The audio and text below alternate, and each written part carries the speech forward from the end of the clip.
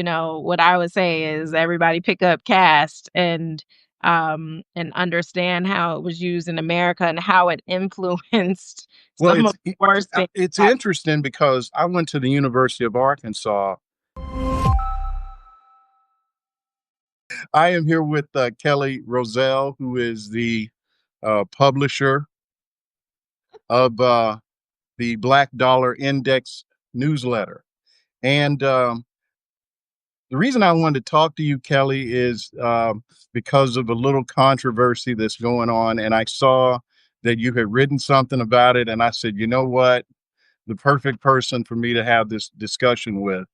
Um, I am not, I have to admit, I am not like plugged into the whole Sydney Sweeney phenomenon, but I have a 22-year-old daughter who used to watch Euphoria. So that's kind of how I know her. And just to back up, there's a bit of controversy surrounding an ad campaign Yeah. that features Sydney Sweeney, and it's basically a good genes, it's a play on words. Genes, Jeans versus Genes. Yeah. And so I don't know who asked for that, but you know, I suspect um, American Eagle is the company behind it. And my sense is, they're trying to be, at best, let's say, trying to be edgy. Um, I believe um, American American Eagle and Abercrombie are owned by the same company, I think, or they're connected somehow. So if you think back maybe a decade or so ago, if I'm correct, Abercrombie had this thing with like these underage models posing in really sexually provocative, so you know, provocative ways, let's just say. So they kind of have like a history of doing this kind of thing. Well, So wait, I think it's two different companies, I but think it's two different companies, but my thought was maybe that they're owned by the same holding company. I could be wrong, but you can check me on that. But I I guess I'm sorry, go that ahead. may be separate. But didn't Abercrombie's CEO get caught up in some stuff? Yeah, it was one of them. It was one of those two companies. I honestly think of them almost like as the same because they're so similar in the way they market and the way they operate. But that's something we can definitely in the show notes, we can clarify that. But you're right. Uh, the CEO of one of those companies had, and this is maybe a decade ago, seems like, had like some real. It might be longer than that, but Listen, anyway, but the point is Sydney Sydney Sweeney is really playing this whole genetic thing, right? And the way the ad is laid out, the verbiage, the whole thing. And I sus I'm going to leave the jury out on whether she really knew like the deep history of saying some of that kind of stuff. But yeah. I'm going to turn it over to you and let you really just kind of um, walk us through it. And also what I thought was interesting, what got my attention with your piece was, the reason companies do stuff like this is to drive the share price. It's a public company. That ain't what's happening here, though. Well, it was, and then it wasn't. So it started bubbling on my timelines. I think I first saw the conversation bubbling over the weekend on LinkedIn. And when I really dug in, I was surprised at how blatant it was because they have multiple pieces of creative. One of them shows Sydney Sweeney, and it says Sydney Sweeney has great genes.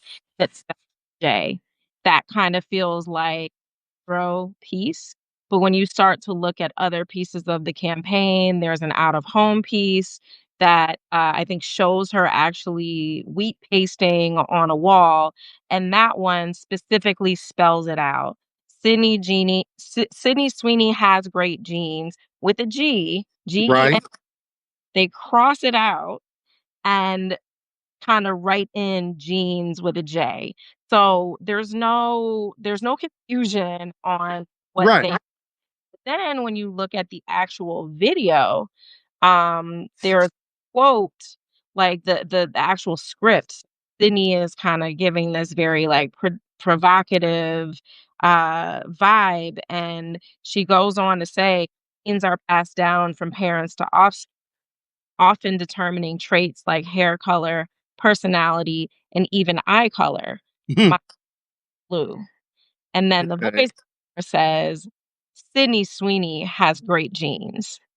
So, there's no, it's a play on words, but when you actually put GENES,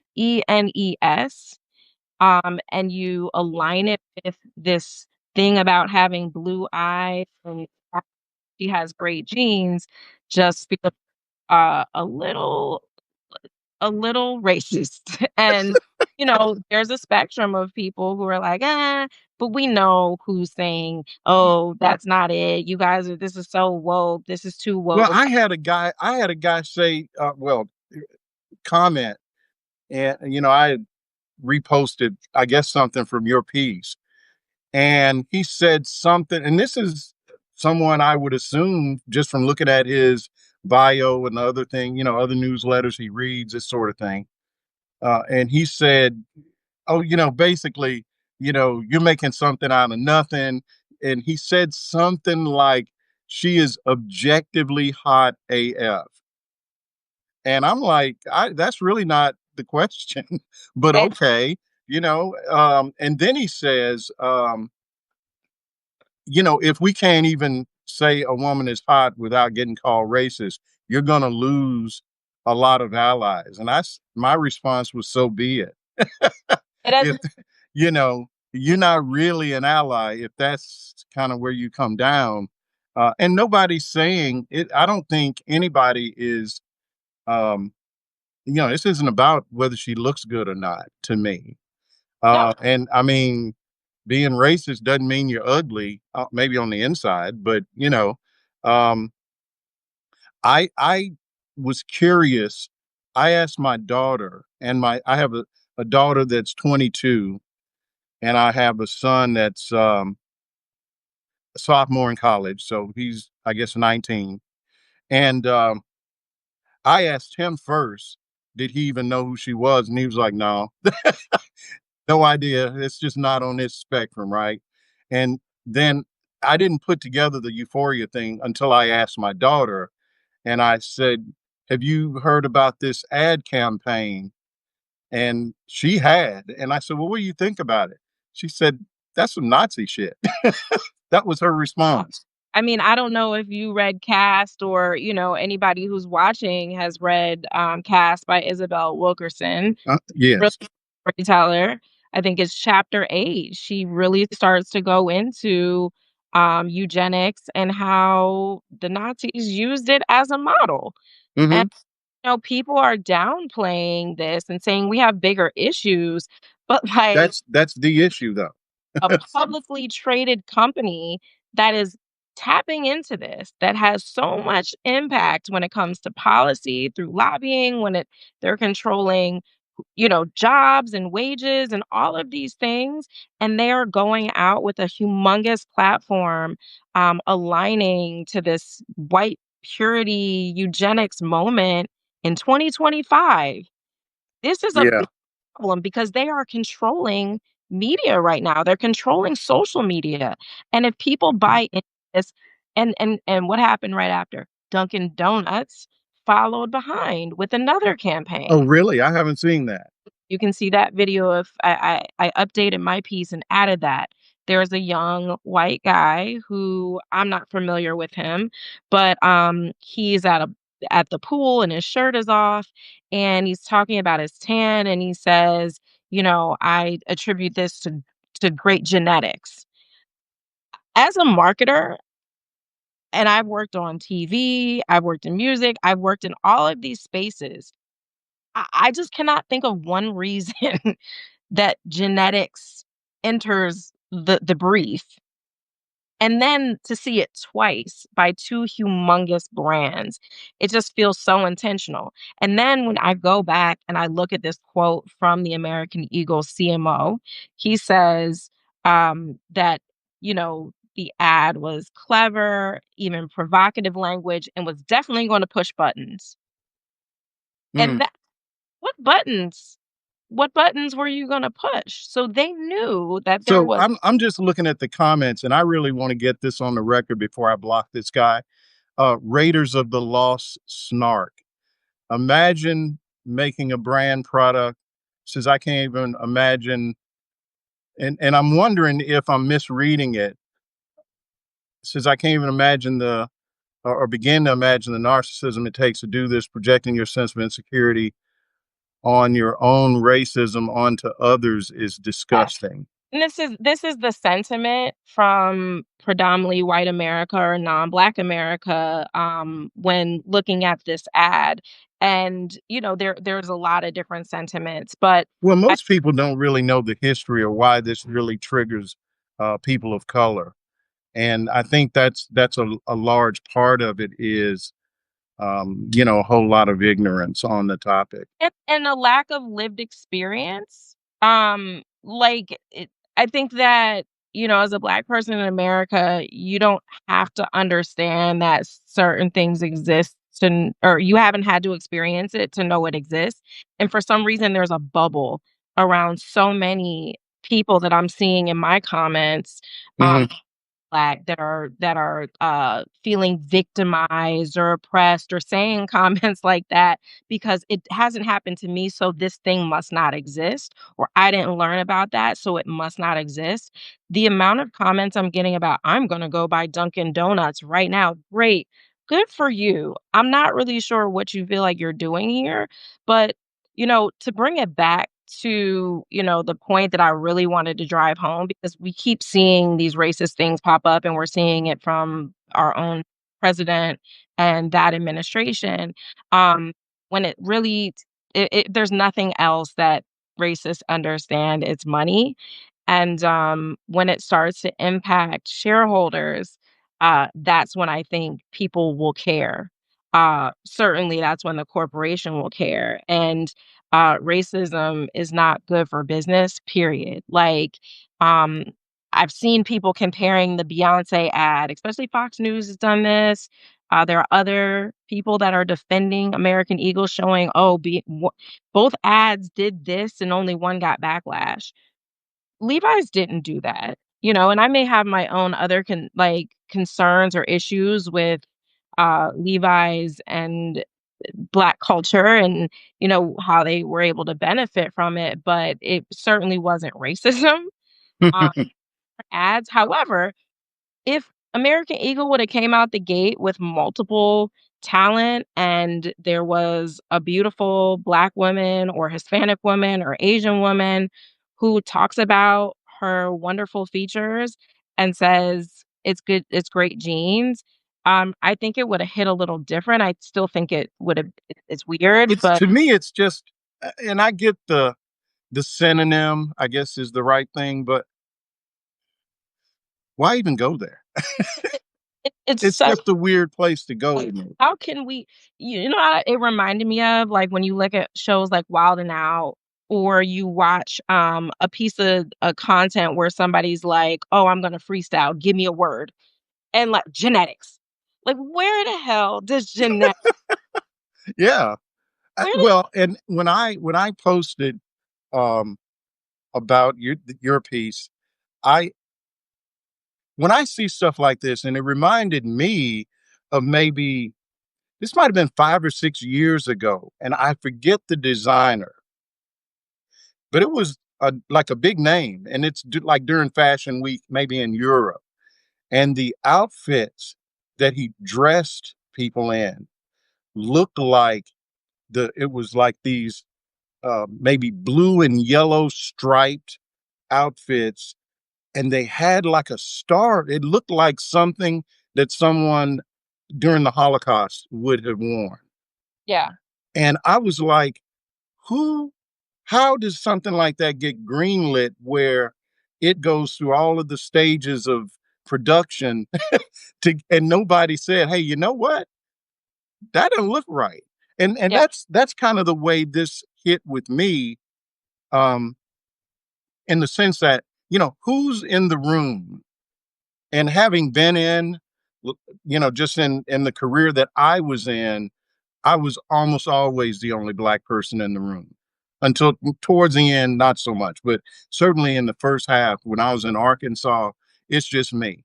And guys would say stuff, they would propose things that until I said, "Hey, you know what?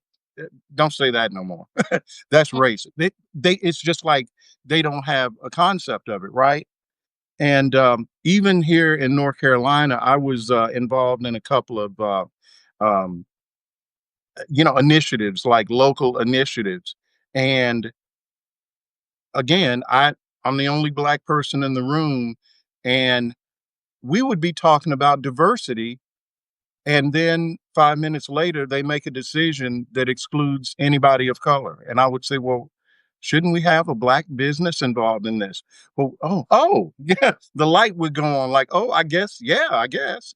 So, Yeah. I just wonder how, when I look at public corporation or public companies rather, it just kind of amazes me that it can get that far down the line and nobody, and maybe somebody did raise it and they just said we don't care. Maybe they ran some polling on it and said, hey, we can get a spike in the stock out of this. And so there they go. And I mean, they went for provocative, they went for disruptive. If you look at their leadership, if you look at their board, I mean, their corporate leadership team is all white. Their board is all white except for one, um, what I assume is a Southeast Asian woman. There's no black board representatives. If you look, they tout that their first black board member was in 2015, and that person is nowhere to be seen. From 2018 to 2022, their black representation went from I think 1.6% at corporate level to 3.8%. We represent what 13.7%. So they're Mm, well below the average. And when you look at that type of increase from 1.6 to 3.8, I mean, that could have been of just a couple people. I don't know how many people work at the corporate level. So hmm. the likelihood of, somebody being in that room, the likelihood of somebody being empowered to speak in that room and, kibosh something that clearly everybody was very excited about. Um, I would say that is one of the problems, but I think that there's many, and I think that it is just this moment, brands, consumers, Well, look, and you can go back and in any given month, you can pull clips of Trump talking about genes. yeah. So I think I read an article just the other day about, I think it was his granddaughter, which is a whole different conversation. Like she just got, an NIL contract, like $1 million, and she's, in high school, and she's like in girls golf, and so there's that. Um, but he was talking about her, and she's got good genes, just that whole idea. And look, it's it's a complicated topic.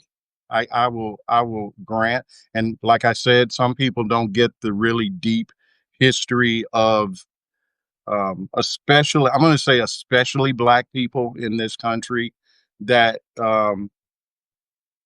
just how the role that has played and how we've been treated, right? But then, I look at somebody like Sydney Sweeney, and I don't know, maybe I'm letting her off the hook a little bit. I think she just wanted to do something provocative, and I'm not so sure she kind of knew what she was getting into. Um, and the reason I say that is she's doing a lot of stuff along the I saw something about, I don't know, a couple of weeks ago, where she's literally selling her bath water. Hmm. Like, and they're using it to make like men's soap or something crazy. So, okay, and she's 26, so I don't know. I don't know if she's on the wavelength to even know. Now, I will say, my daughter told me that she's got a lot of Trump supporters in her family. So there's that. Who knows? But I think a lot of it comes back down to like just the way our educational system has been so diluted to now it's just worksheets and, you're just really studying to take the next test. You're never gonna hear about I mean, you're barely gonna hear about some of, um, the Rosa Parks, the Martin Luther King. There's gonna be Yeah, gaps, you'll get the top two gaps. or three, You're but that's about it.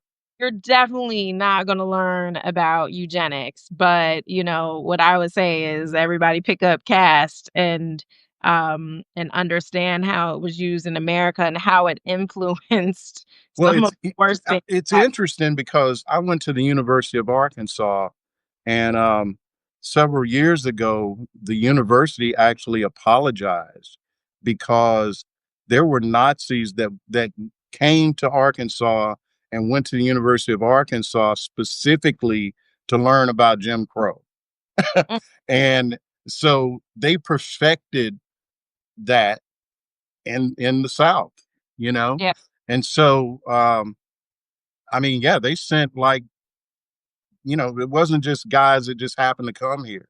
I mean, they came with the intent of really just figuring out that system and how they can incorporate it into what they were doing in Nazi Germany. Yep, and, clearly there is an appetite from, the right to bring this back, to lean into it, and yes, it is a brand, and it's a commercial, and it's just an ad, but it is so much more than that. I mean, we see how media influences, we see how TikTok influences. If, somebody's parent or grandparent is watching Fox News and Fox News says there's a crime wave and it's black people, now there's a narrative that there's a crime wave and there's black people, and then all the data could say that crime is down. And It doesn't matter. so take I'll tell you something. Just like I was just sitting here thinking when both of my kids obviously are out of high school now, but the high school that they both went to here in North Carolina it's in a county that's 20 almost 25% black, but the school was 3% black. mm, Okay. And some of the things that would be presented as education. I mean, for example, my daughter was taking Spanish one year and she gets in the car and tells me her teacher's talking about the caravan. You mm, can imagine how, one of my kids brought home a test and it was like multiple choice. And one of the questions, it's like they pose a question and you got to match up the different. And it was like Hillary lost because, and I'm like, okay, why is this even on a test? yeah, Right. Colin Kaepernick. I mean, so this is like in the educational system. talk about indoctrination and Tell me about try it. to, I like, mean, yeah, so and wild. honestly, my goal was to get them out of there as quick as I could. Um, fortunately, I mean, it was pretty stunning.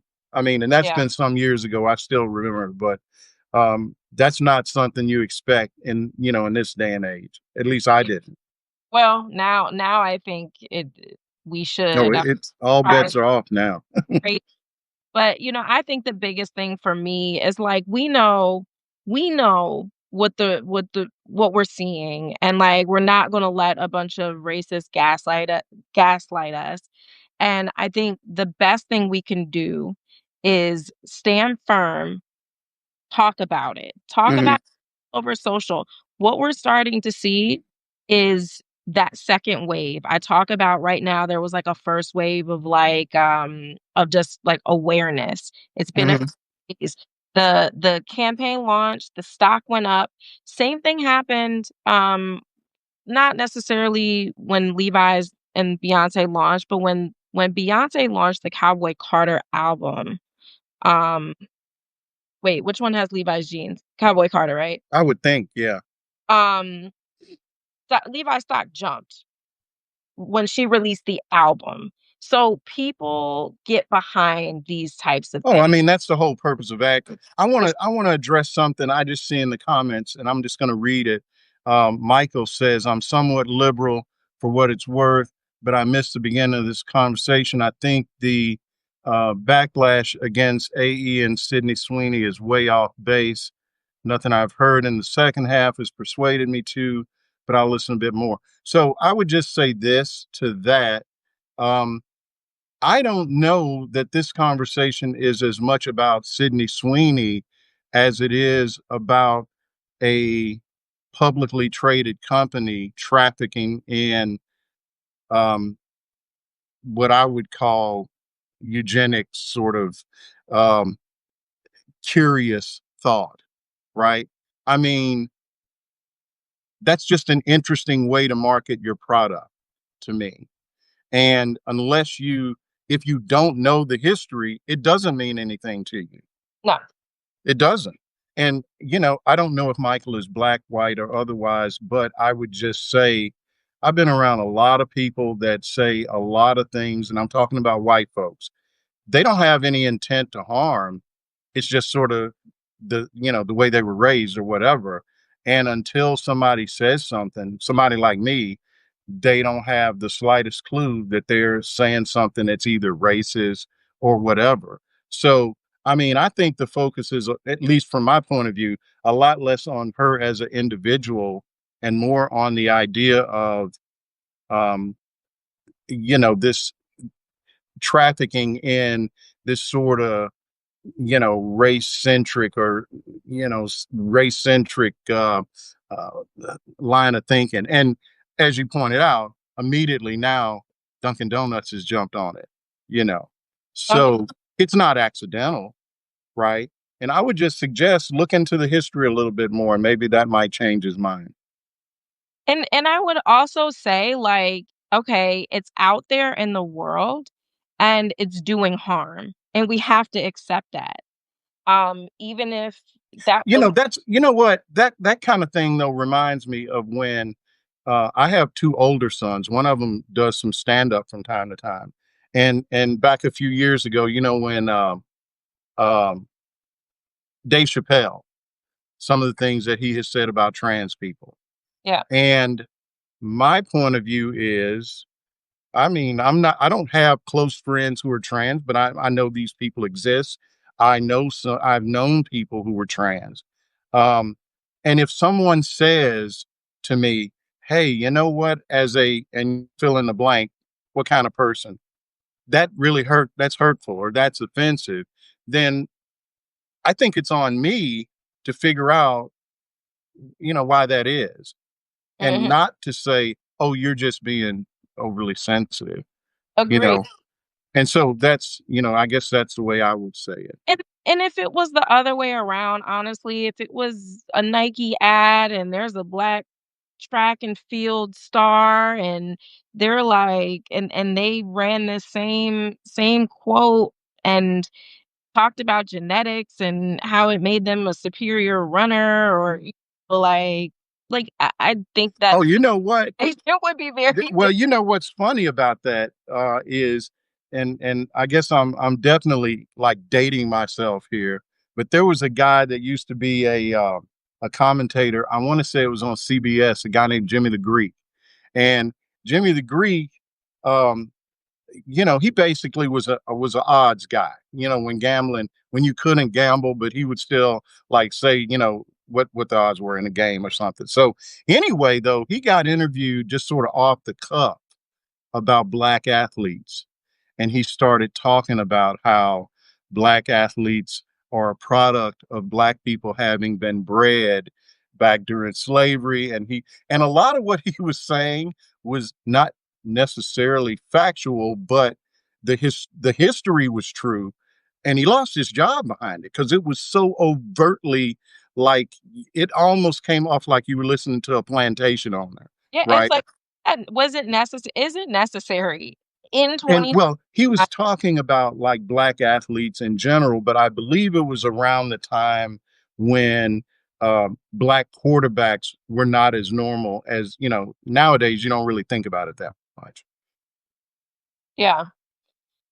So the one thing I really just want to say and I want everybody to take and run with that understands what's happening, sees it and firmly believes that corporations should not be acting in this manner. Um, when this campaign launched, the stock did shoot up. I think once the conversation shifted from Sydney Sweeney, provocative, why is she marketing to men in this way, to wait a minute, this is feeling a little racist. And now, we've Oh, I gone looked at the stock. It's come off. the stock is certainly cooling down, and I think it's going to continue, and there will be this second wave, and they still haven't said anything, so they're doing the Target thing, which didn't work out well for Target. So I don't know Well, how. they're probably my guess is they're probably doing some damage control, and they're probably, doing some focus group stuff, trying to figure out what to say. And so they have a window, and you know I'm not even gonna say hopefully, because they're not paying me anything. I'm not benefiting from this. But maybe they'll figure it out and they'll be able to turn it around. But right now I think that consumers have every right. Did they let me ask you something. I just thought of I'm sorry to interrupt, but I thought of something that was in your piece. Did they like used to have a DEI program and got rid of it or something like that? So from what I saw, they did have a DEI program. I don't know what is left of it. They've done some internal leadership development with their Black and other underrepresented staff. They gave some money to a Black-led, Black-centered nonprofit. They have a Black ERG. I didn't see much else, and also worth noting that, their last ESG report was from 2022. They gave a progress update around 2023 that was specifically environmental. So they Mm. dropped the the The social social part and the governance and part they show left out. those that don't fully understand, like, ESG is environmental social governance, and that means, like, all of their social impact, all of their environmental sustainability initiatives, and internal hiring culture generally will fall under ESG. So DEI programs fall under ESG. They kept the environmental sustainability piece and they lost the S and the G. So I don't know what those updates are since 2022, but if it's anything reflective of their leadership team and their board, um, I don't see DEI as a core value to their company. So they may not care. They may be leaning all the way into I guess the next, we'll see. Anyway, I mean, I just thought it was kind of interesting to discuss, especially since you and I had connected over Substack a few months ago. And when I saw your piece, I said, well, you know what? I need to be educated on this because I don't really watch a lot of that kind of television. I'm watching Bloomberg all day, so so and they're not talking about this. So they I should probably they will. maybe they should be. 'Cause again, this is a shareholder problem. This is like a lack of fiduciary responsibility. If you are releasing campaigns that toe the line on racism, be provocative, disrupt. But when you start tapping into racism as your disruptor, there are consequences. And as we're seeing, that stock is going back down, and their shareholders should not be happy right now with them taking that risk. At the end of the day, public companies, that's what it comes down to, for better or worse. Well, Kelly Rozell, thank you for taking some time. Thank you for Uh, having. I really needed to be educated a little bit just on the broader topic. And, time will tell whether we're just overreacting or if this is really something, We if it's what it feels like to me.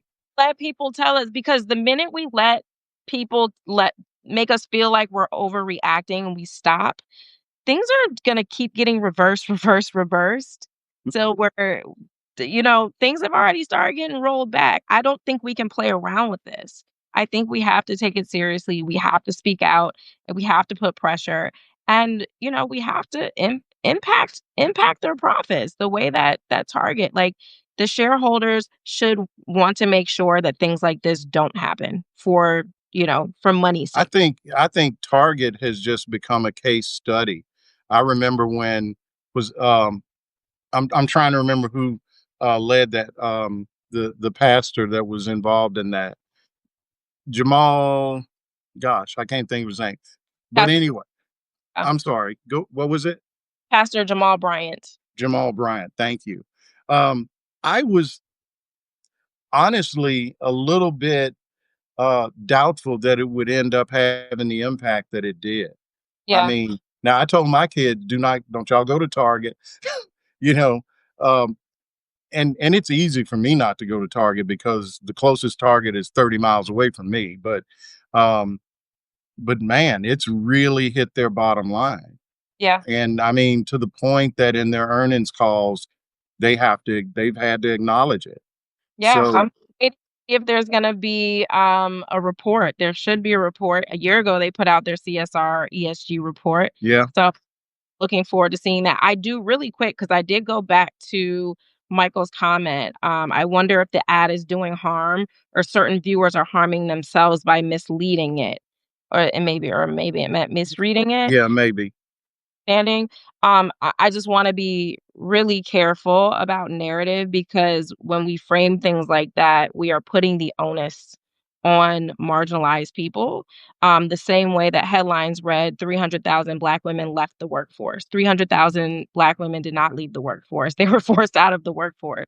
So to say that Black people are misleading and harming themselves by misunderstanding, um, that is really harmful framing, and the company is harming Black people by towing the line enough that it's pushing buttons that they've admitted they are pushing. um and they're not naming what buttons they're pushing, but it's very clear that they knew buttons were going to No, be this pushed. was not. You don't accidentally do an ad campaign. And the term genes and Yeah, Duncan genetics. That's very intentional. That's very intentional language, and you gotta go out of your way to add that to a marketing campaign. So let's just be careful with that kind of language. let's keep it real. Well, Okay. Kelly, we got to keep. I want to keep up with this, so I may be circling back with you, and once we have a little bit more information. Okay. All right. Well, Thanks. thanks for coming. I appreciate you making time while you're on the road. All right. Well, have a good one. You too. All right, folks. I will see you on the other side. And if you have a chance to subscribe to either of our newsletters, please do. And I will see you on the other side. Take care. Bye.